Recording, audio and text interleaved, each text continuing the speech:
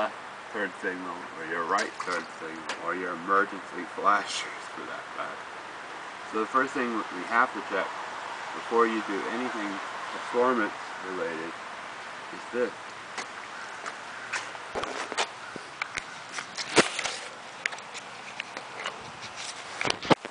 Disconnect the wire here that goes across that way.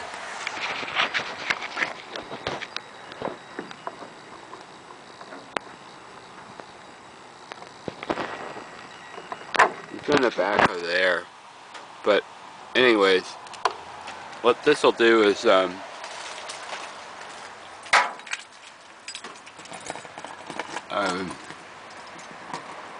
trigger an airbag code. So they beat you to it there. But anyway,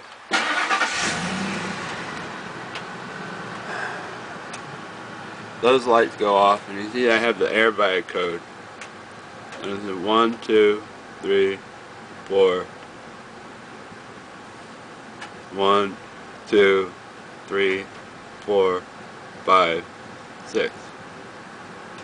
Now I know it's going to give me code 46, but it has to be reset in order for it to stop giving you code 46.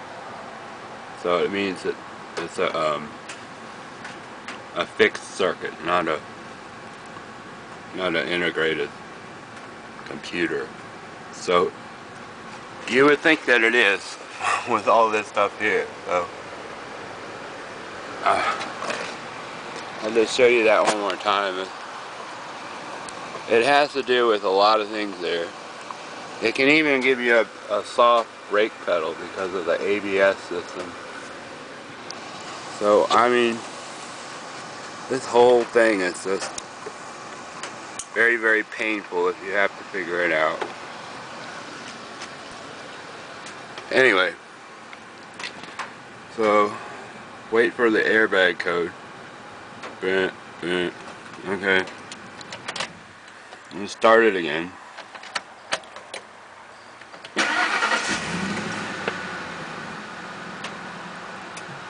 And it should turn off there.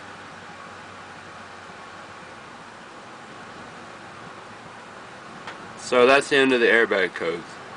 But that doesn't necessarily mean it has anything to do with anything performance related. So what that's riding on is basically one of these, and the ball joint fits in there like that, and it's just riding along there. So what I did was, in order to test the turn signals to give you a fail-safe result, is to pull this wire here. It goes along like this.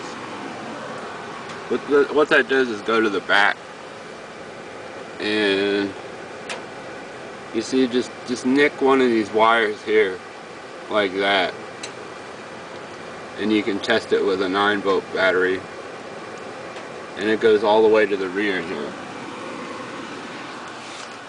So I've got my project car and it's great, and look at his car. I don't give a damn anymore where I'm driving to, because I drive so much. But anyway,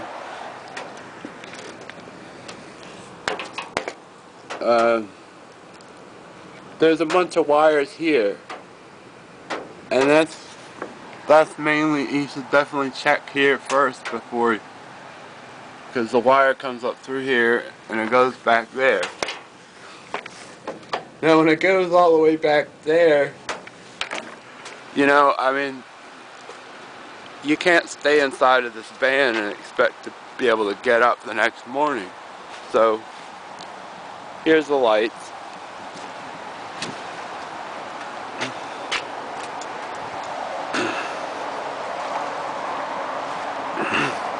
That's my left turn signal. This is very, very dangerous. You know, he'll use these contractions and say, here's my left turn signal. Can you step over here for me? I mean, if you want to talk to the man, he'll tell you all about it, honestly. But do not use these short idioms to describe your problem, because it's a very serious problem.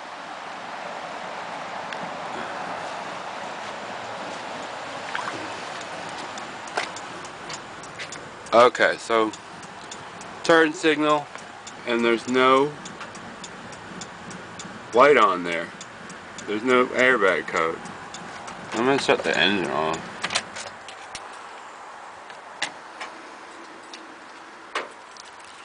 And the main problem with this car is you're gonna you have to go down the highway just a bit, and there's a sensor here on the brake, and you can't see it, but it's way under there, and it's gonna mess with this interlock switch. This right here, you're not gonna be able to pull this down if something happened to that switch. So the other thing is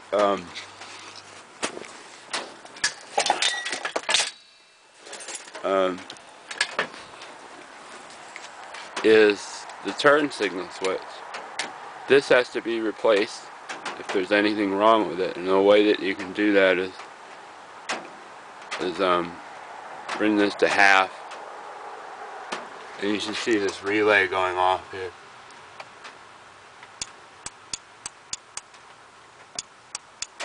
Sometimes you can fix it, or you can get away with not getting a new turn signal, but you know, that's another problem in of itself, where this is not operating correctly. So we're back to our ball joint problem, and anything else they have to add about that, it's just ludicrous.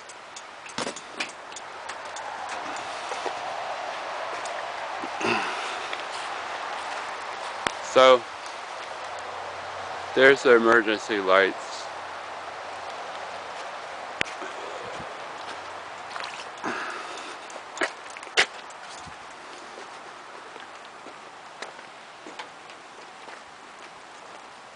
Working in the front.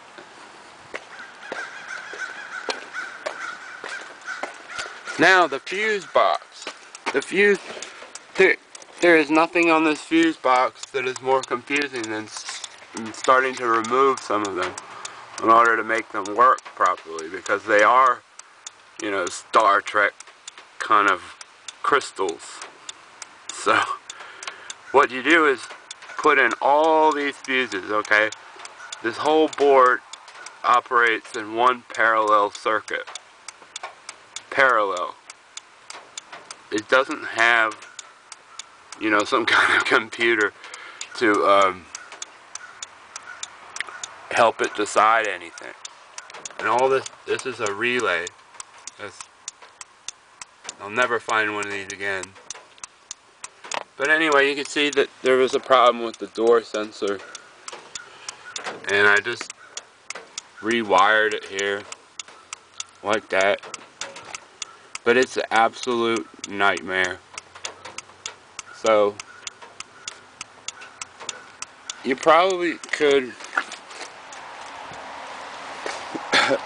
get away with replacing the wheel cylinders, replacing the tire,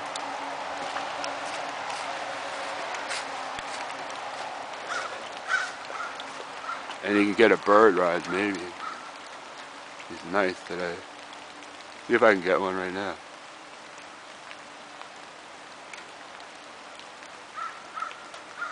Do what?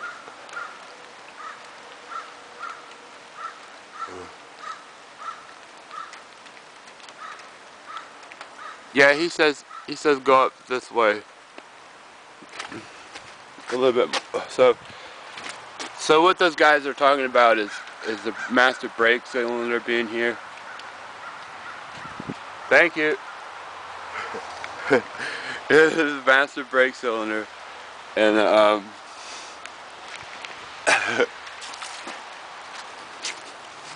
And the brake line.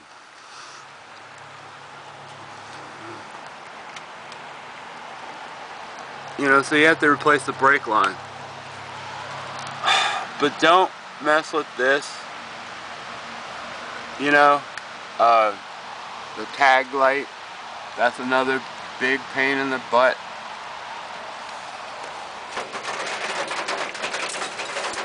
And this is the metric brake line. But if you go over to AutoZone, you know, I'm still using our bird ride, or rather, I'm using the bird ride. We are using the bird ride. They have failed. No, this is metric from the Zone, AutoZone store. Now, they've already diagnosed this problem. And the problem was, you know, hey, you know, can you lay off a bit, you know? I don't have the time to describe what's going on here. You? No.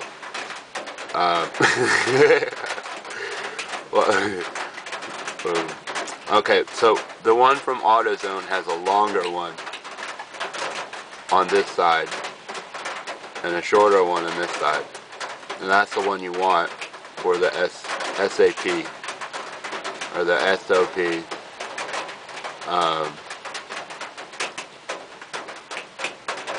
Threads. And don't pay attention to any of that stuff unless what they're trying to accomplish is why are these threads all rusted? Why are they all rusted, and why am I having such a difficult problem with them? Well, you know, you can bore out a new thread. So that's what they've done there. And finally, the windshield. If you need to replace the windshield, just get one of these crowbars. So what you do with it is, what you got is bang on this glass, okay? And it's gonna break, but it won't break the way that you think it does. I got my bird ride going, you know, up this way, okay? It's up this way, it's not any other direction. So, and this has a tension to it. And it's kind of strange the way the adhesive cures, but it does, and it holds on there. So what you do with that is peel that up, and you just have to go all the way around there like that. But anyway,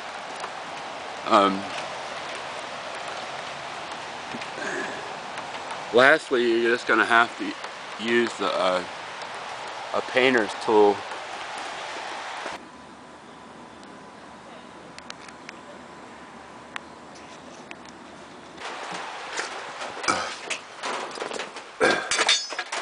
You know, one like this, and go all the way around, and it takes about 5 hours to do. But the end result is, you know, hey, that's my windshield. And that's what we want. But what we don't want is that. You know, someone's getting into their car, you know. So, you know, I use this lamppost. This is an example, like when I'm walking around. But, wait a minute. Let's see if you can ask the tree something. Because the tree's going to tell us how to get the hell out of here. You know, not anybody else. Because, you know, once the ground sinks down like that. Oh, there's one right there. Okay. Now the bird is going to tell us how to get out of here. What?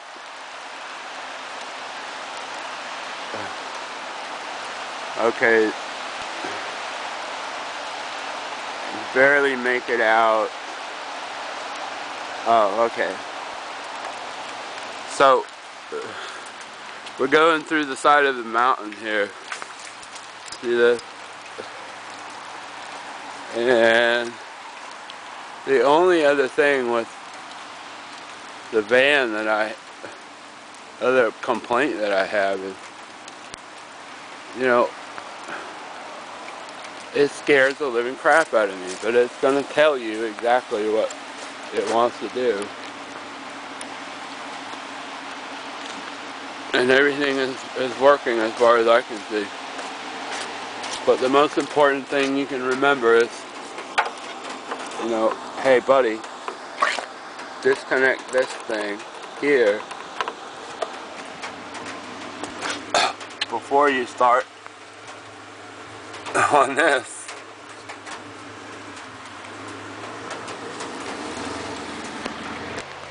Alright, so the final thing is that I'm just going up these stairs here. And you see all this rust and stuff like that, you know. But look at my hand. Okay. Here's my hand. I don't know where this is.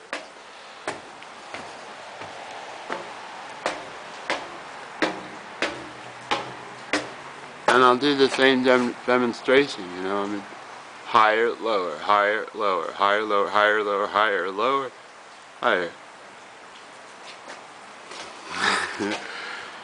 Thank you very much.